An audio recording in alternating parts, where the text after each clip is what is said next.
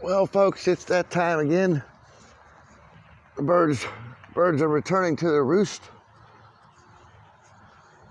every evening and every morning like clockwork.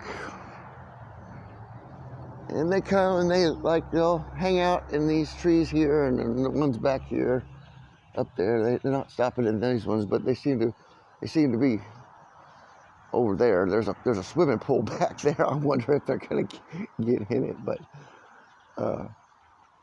they're all up in there. But no, they just go woo. And then beyond that tree line, there's some more apartments, but then there's another tree line, and big field. Of course, they're in that tree there, over there. They're all up in there. So then they go, every morning go and eat, and then they come back and all gather in that field in the trees. There's some medium-sized trees. It used to be soybean field. They used to farm it for soybeans for as far as long as I could remember. And then the I don't know what happened, but they quit farming it, and it's been growing up since. They never mow it or anything. It's got trees, about the size of that one right directly across the street right there. So I don't know, maybe 10, maybe 20 years it's been, like that. I can't rightly remember when they quit farming over there. But I just, they've never done this before, and I just have to take this in every fucking morning and every night, man. It's like it's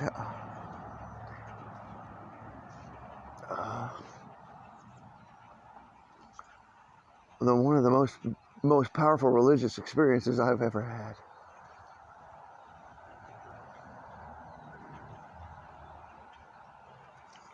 Now, noting that I've had, acid trip year, my 18th year, and mushrooms and stuff, and I've seen things that would make you crawl out of your skin. But that's not the type of religious experience I'm talking about. I'm talking about the sheer numbers of life forms, just decide to come and crash right just over there. There's that's a nice view if you could see it from where I'm at, the pink sky or the purple sky, and there's all the birds coming from. There's some flying back the other direction. What are they doing? Oh, they're gathering up too. There's Tina. She is she's like she don't leave the yard, but Brutus wanders around. My black cat, he's the neighborhood Tom, but he's getting senile. So just the sheer numbers of them. This goes on for I've recorded it, for the whole length of time it happens, but I usually start when they all get up in masses like this over my house. But they'll come in streams to the south and to the north. And right now they've coming from the north this morning and going west, and then they come back and they go to bed, and they seem to all huddle up together and stay warm like birds do.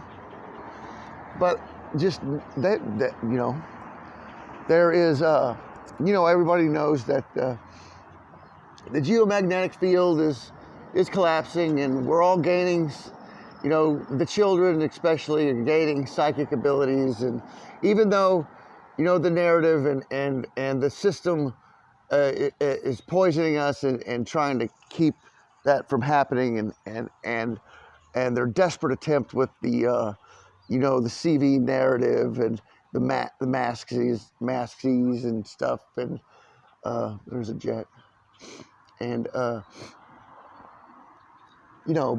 but hopefully they rise above that. I don't know how that's going to be possible, because the psychological damage that's been done already, and especially to the babies that few, 12 to 36 months of, they just switch direction for some reason. See that? First 50 months of development of the child's life, they have to have that smile and the movement of the mouth, or they won't learn a lot of things, empathy and all sorts of things. So these children that are growing up with the masks on are going to be severely out of the ordinary as to how we are used to handling education and children and mental disorders and all that stuff. It's gonna be a whole new thing in about 5, especially 10 years from now. These kids are gonna be, we're not gonna know. The grandparents like me, if my son has kids, hopefully this is all over with by then, but like if he had a kid when he was my age, when I had him, the grandson or grand girl would be 3 or 4 by now, because I had him when I was 20. And so we're not gonna, I don't know, people like me that are educated in psychology and esoteric things are gonna be the only ones adaptable enough to come up with new learning mechanisms and how to deal socially with there they go, with these children that are going to be so, and I suspect, I'm not YouTube, I'm not giving medical advice or anything, I'm just hypothesizing here, so don't, fuck, dude, come on now. The censorship is just like, the kids that are growing up with this idea that it's okay to put tape over someone's mouth because it doesn't jive, it's like, oh man, I don't know what the future holds if we don't rise up out of this, and defeat these motherfuckers, these sick son of a bitches. They're not even fucking human, I suspect, half of them or more, most of them aren't fucking human, and they're wearing masks to cover their fucking hideousness or whatever, maybe they're, I don't know, but you see the sheer numbers of these birds, man. It's got to be in the millions. So I got a Zoom call. I'm not doing a live stream, so I didn't get caught up with questions and everything. And I'll get a live stream out maybe tonight after the Zoom call. Just depends on how long it takes. But the sun's going down here now, and that's about the end of the birds. They're coming home on the north side of us here lately. They were for a while going to the south and right directly overhead, but they seem to always come right over the house, pretty much, right over this intersection right over there, and come home where they're living. I don't know where they're gonna go when spring or summer hits, but I assume that since there's so many of them, they'll probably stay here since they apparently found some sort of food source somewhere west of here. I don't know what they're eating, but they've all been surviving, in mass like that for, however long. Probably the first time I recorded them was maybe 2 weeks after they had been here, and I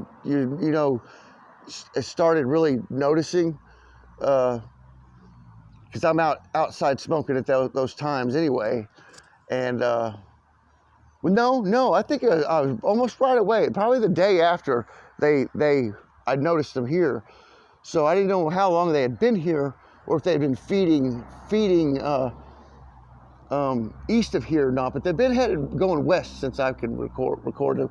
As far as I know, they're going over into Bentonville, where there's people with a lot of money and feed the birds and stuff. More so than neighborhoods like this that they fly over, because these motherfuckers don't put out no don't put out no food for the animals, and I'm pretty much the only stop pretty much around here for critters. And the hawk and the squirrel, 6 squirrels, a hawk, and some other birds were sitting out here in the garden the other morning when Mom opened the shade, and they all took off. But she scared them. But I'm sure if I had opened it, or came outside, they probably wouldn't have freaked out so bad. They tend to, they're used to me. Everybody else, same thing with the cats, that they're wary of everybody, like my mom and my son, and they just love me to death, There is a dark contrail, YouTube, a contrail, okay? Contrail, you guys see that? Can you see that good? Let me stop moving. That is, it's way out there, but I see it. Dark contrail, or it's ripping the atmosphere or something. I don't know what the fuck it is, because I don't see any plane associated with it. Yeah, see, they're still coming. Can you see that? See them moving over there? Whole fucking millions of them. I tell you what, guys, I had never seen anything like it in my life. Now, we have had, through my life here at this place, the birds would migrate. And